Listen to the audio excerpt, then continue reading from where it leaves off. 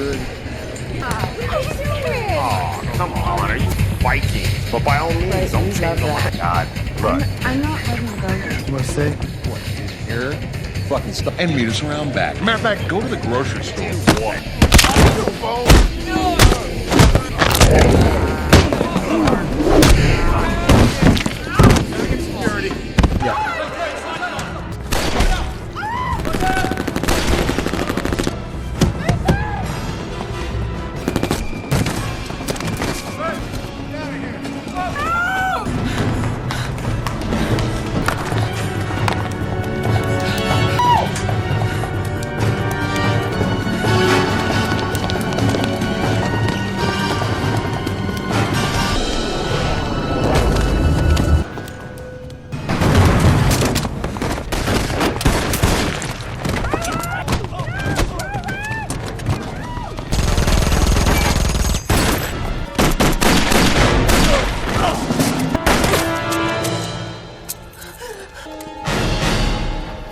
Okay, I give up. Yeah, well. Me casa, tu casa, motherfucker.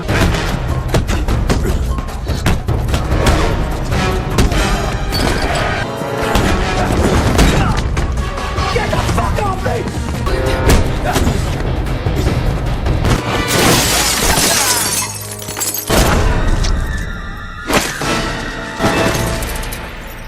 Men like girls that swallow, not girls that spit. Your boyfriend had a swallow. Is that my cousin? Know where they're at. You don't know. I don't Why know. don't you just fucking know, okay? It is my cousin. Elena! No! You don't have to protect him, baby. You should, man. That's my cousin, man.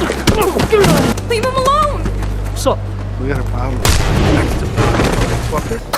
Motherfucker, I'm gonna cut you up. If somebody pull a knife on me, I kill him. But then I got another rule. Don't kill children.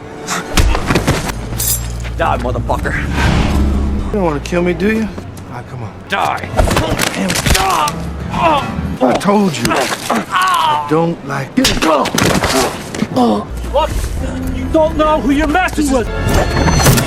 The story begins in Los Angeles with two police detectives, Roland and his partner, Johnny.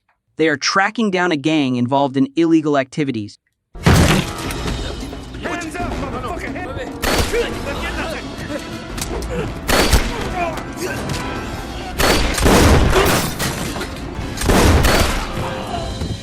After a shootout ends, Johnny discovers a large amount of cash belonging to the gang. He suggests keeping the money for themselves and covering it up. Roland, a principled police officer, firmly refuses to do anything corrupt. Johnny claims he was only joking. When Roland prepares to report the incident to his superiors, Johnny suddenly shoots him. Johnny then takes all the money. He stages the scene to make it look like the gang killed Roland. Finally, he calls the police for backup and places all the blame on the gang for Roland's death. When other officers arrive at the scene, Johnny appears deeply distressed. He claims that he failed to protect Roland, whom he describes as his closest partner. Johnny does not know that Roland is still alive and is being treated at the hospital in critical condition. Later, Johnny learns the truth and begins planning how to deal with the remaining problems. He goes to the hospital to take action, but when he looks into Roland's room, a nurse is inside, forcing him to wait. Roland's superior comes to visit him at his hospital bed. While she is talking to a nurse, Roland quietly takes a gun from her bag. After she leaves, Johnny enters the room and tries to kill Roland by pressing a pillow over his face. Roland survives the attack. A few weeks later, his superior returns to the hospital and explains that headquarters plans to force Roland into retirement because his recovery is uncertain and he's getting older. Roland reluctantly accepts the decision and officially leaves the police force. In the following months, he returns home to recover. However, he struggles with emptiness and boredom because he can no longer work as he once did. Soon after, he receives devastating news. His wife and children are killed in a car accident. The story then shifts to the border area between New Mexico and Texas. A wealthy man named Connor prepares to attend a boxing match with his daughter, Nikita. Nikita's boyfriend, Mason, is one of the fighters in the match. Mason wins the fight. Later that night, he throws a celebration party. Nikita greatly enjoys the party. When it ends, she leaves with several bodyguards escorting her. Not long after, a violent incident breaks out in the parking lot. a group of kidnappers suddenly attacks the bodyguards and tries to abduct Nikita.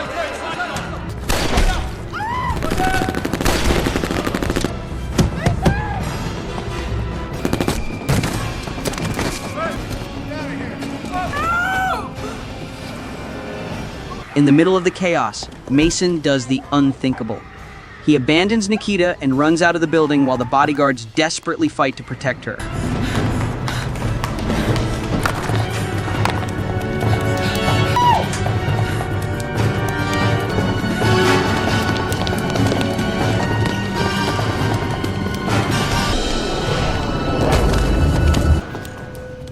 The next day, Connor contacts Roland, who's been unemployed for some time, and invites him to Texas.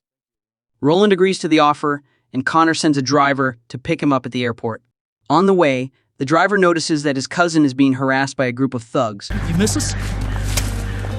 Why you gotta do that, Allegra? Men like girls that swallow, not girls that spit. Your boyfriend had a swallow. Is that my cousin? Know where they're at. You don't know. I don't Why know. don't you just fucking know, okay? It is my cousin. Allegra! No! You don't have to protect him, baby. You should man. That's my cousin, man. Leave him alone! So, We got a problem. Motherfucker, I'm gonna cut you up. Right? If somebody pull a knife on me, I kill him. But then I got another rule. Don't kill children. Die, motherfucker. You don't want to kill me, do you? All right, come on. Die. I told you. I don't like it. look, you don't know who you're messing with. He stops to intervene, but he is quickly attacked and badly beaten. Roland steps in and uses force to defeat the two bullies before continuing his journey. He later arrives at Connor's house. There, Connor explains that Nikita has recently been targeted in a kidnapping attempt. He offers Roland a job as her bodyguard. Roland initially refuses. However, he changes his mind when Connor reveals that he suspects his business rival, a wealthy oil tycoon named Croft, is behind the incident. Roland accepts the job and soon meets Nikita in front of Mason. He learns that Nikita has forgiven Mason for abandoning her during the parking lot incident. The next day, Roland officially begins his work as her bodyguard. He gives Nikita a necklace fitted with a tracking device. He also gathers weapons and installs security cameras around Connor's house. That evening, Roland goes with Nikita, Mason, and their friends to a nightclub.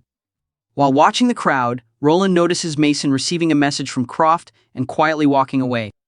Shortly after, Croft hands Mason a large sum of money for an undisclosed job, revealing that Mason is secretly working with him. Before long, a heated argument breaks out between one of Nikita's friends and a group of thugs, forcing Roland to step in. Got a Boy Scout eating brownies.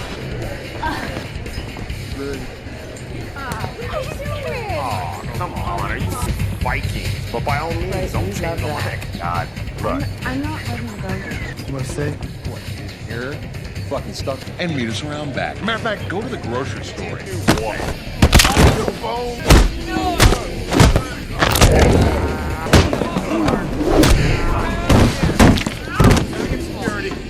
Within seconds, Roland quickly subdues the group of thugs and escorts Nikita safely out of the nightclub. Outside, Mason confronts Roland about his friends being involved in the incident. However, Nikita sides with Roland and chooses to leave with him. The next day, Roland meets Simon, a detective he knows, to ask about Cross. Simon explains that Cross is involved in organized crime, including illegal fights and kidnappings. The FBI has been monitoring him for a long time. He also reveals that Cross and Connor have been locked in a long-running land dispute. Simon warns Roland that Nikita may still be in danger. After that, Roland secretly follows Mason to a secluded location.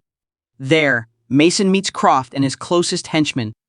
They order Mason to lure Nikita to a private place so she can be kidnapped without Roland's interference.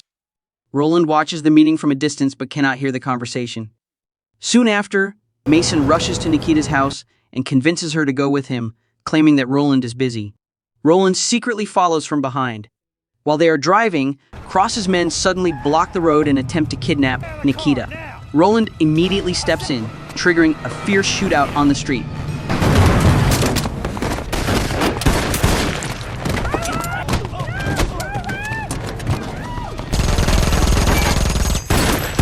He manages to hold his ground and take down several attackers.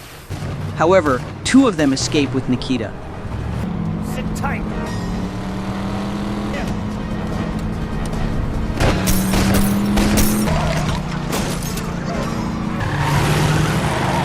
The bodyguard's tailing me. Get him off my ass!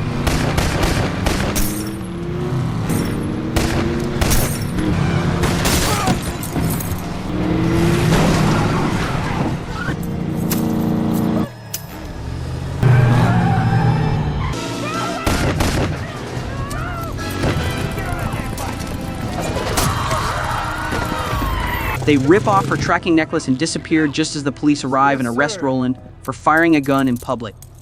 At the police station, Roland explains that Nikita has been kidnapped. After Connor confirms the story, Simon releases him.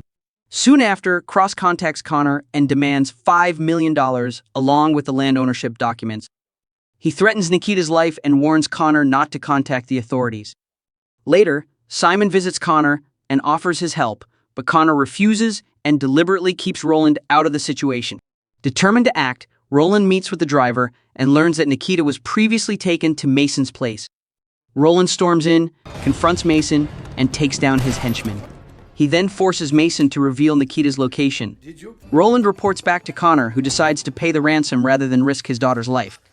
At the exchange site, Connor meets Cross and hands over the money and documents, while Roland and the driver's armed allies quietly surround the area. While Mason checks the items, Roland quietly takes out Cross's snipers one by one.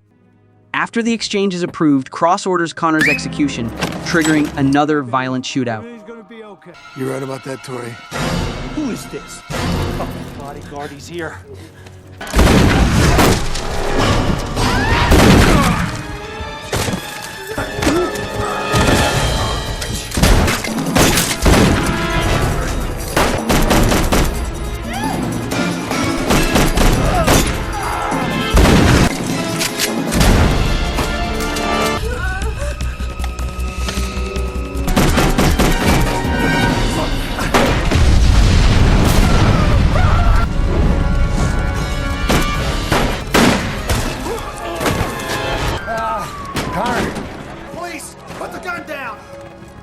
I can't.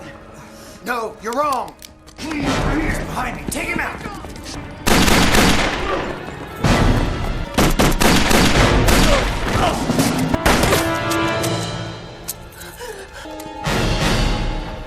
Okay, I give up. Yeah, well.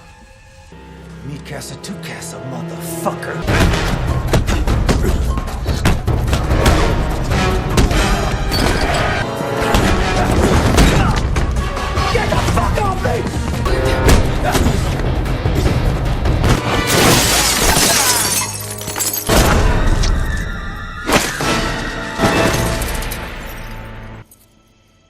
Roland takes down the last thug and rescues Nikita safely.